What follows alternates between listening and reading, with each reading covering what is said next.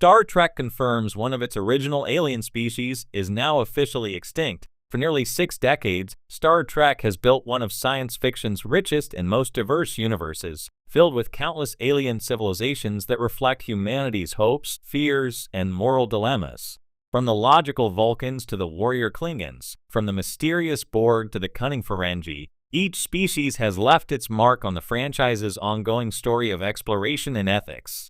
But in a shocking recent development, Star Trek canon has taken a darker turn. A species that's been part of the franchise since its earliest days, one of the original alien races introduced in the original series, has now been declared officially extinct. It's a revelation that doesn't just change the fate of one species, but also adds a sobering layer to Star Trek's idealistic future. Extinction, after all, is something the Federation has always fought to prevent, whether biological, cultural, or moral. Yet this moment reminds us that even in the 23rd and 24th centuries, progress can't always save everyone. Let's explore which classic Star Trek species is now gone forever, what led to their disappearance, and what this says about the changing tone of Star Trek storytelling in the modern era. The return and fall of the Tellarites. The recently released Star Trek Discovery Season 5 made headlines for confirming that the Tellarites, one of the Federation's founding species, are now officially extinct in the 32nd century timeline.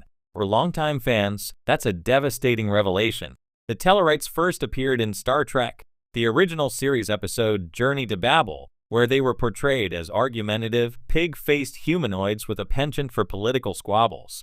Alongside humans, Vulcans, and Andorians, the Tellarites were one of the 4 founding members of the United Federation of Planets in 2161. That makes their extinction not just a biological tragedy, but a political and cultural one, akin to losing one of the founding nations of Earth's United Nations. In Discovery, this revelation comes almost in passing. A Federation archivist mentions that the Tellarite homeworld, Tellar Prime, was abandoned centuries ago after a catastrophic environmental collapse following centuries of industrial exploitation. The few Tellarite colonies that survived eventually died out, victims of resource scarcity, disease, and interstellar isolation during the post-burn era.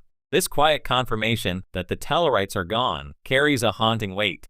The Tellarites weren't villains or background species, they were founders.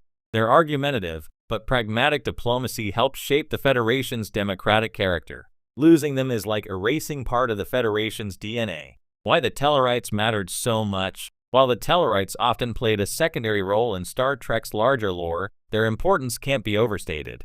In Star Trek Enterprise, the prequel series that chronicled the events leading up to the Federation's founding, Tellarite Ambassador Grau and later Shran's rival, Garros embodied the spirit of a people who valued debate, negotiation, and directness. They weren't elegant philosophers like Vulcans or fearless explorers like humans. They were blunt, bureaucratic, and fiercely loyal to process, and that made them essential to the Federation's balance of power. In essence, the Tellarites represented the Federation's political conscience. They were the ones who forced other species to defend their ideals, to argue, to confront uncomfortable truths. Losing them symbolically means the Federation has lost part of its argumentative heart, the part that wasn't afraid to question authority or challenge the status quo. Their extinction isn't just biological. It's ideological. Star Trek's history of extinction events. This isn't the first time Star Trek has used extinction as a storytelling tool. The franchise has often explored the fragility of civilizations, from the destruction of Vulcan in Star Trek 2009 to the near genocide of the Romulans in Star Trek Picard. These moments serve as stark reminders that even in a utopian future, catastrophe can strike. But what makes the Tellarites' extinction so striking is that it happens off-screen, in the background. It's not the result of war or conquest. It's the slow decay of a civilization that couldn't adapt. This mirrors real-world anxieties about environmental collapse and cultural homogenization. Discovery's writers clearly intended this as a commentary on climate change and the loss of diversity, not just biological, but societal. By confirming that the Tellarites destroyed their own ecosystem through unchecked industrialization and political stubbornness, the show delivers a quiet but devastating warning. Even the most advanced civilizations can perish from their own arrogance. A symbolic loss for the Federation, the extinction of the Tellarites also reframes the Federation's identity in the 32nd century. When Discovery first arrived in this far-future setting, the Federation was fragmented, a shadow of its former self after the burn disrupted warp travel across the galaxy. Now with the Tellarites gone entirely, the Federation has lost one of its founding pillars, not just diplomatically, but spiritually. The Federation of the future is rebuilding, yes, but without one of the key voices that once shaped its political soul. This loss resonates especially when compared to the survival of other founding races.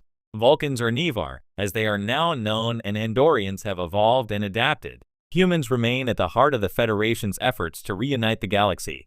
But the Tellarites' absence makes the Federation's mission feel incomplete, like rebuilding a house without one of its cornerstones.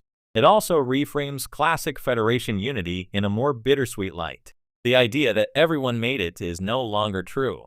Not everyone survived. The irony of progress. What's perhaps most tragic and deeply Star Trek about this revelation is its irony. The Tellarites, champions of bureaucracy and debate, were victims of their own inability to agree. According to Discovery's background lore, the Tellarite governments of the 29th and 30th centuries became so gridlocked by political infighting that they failed to address environmental degradation until it was too late. Their world slowly became uninhabitable. Attempts to terraform other planets failed because the surviving colonies were too divided to cooperate effectively. In short, the Tellarites talked themselves to death. It's a chilling reflection of Star Trek's central moral philosophy, that survival depends not on power, but on cooperation. The Tellarites' extinction is an allegory for what happens when reason, empathy, and compromise disappear from a society. Could the Tellarites return? Of course, this is Star Trek.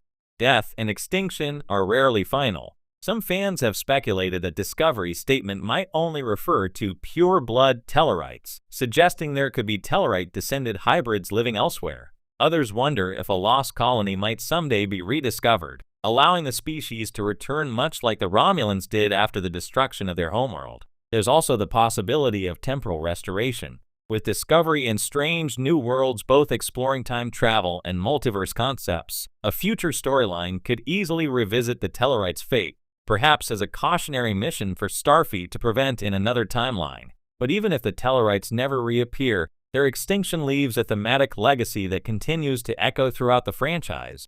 Star Trek's new era of imperfect futures, the Tellarites' fate fits into a broader tonal evolution in modern Star Trek. From Picard to Discovery to Prodigy, recent series have embraced a more complex, morally gray depiction of the Federation's future.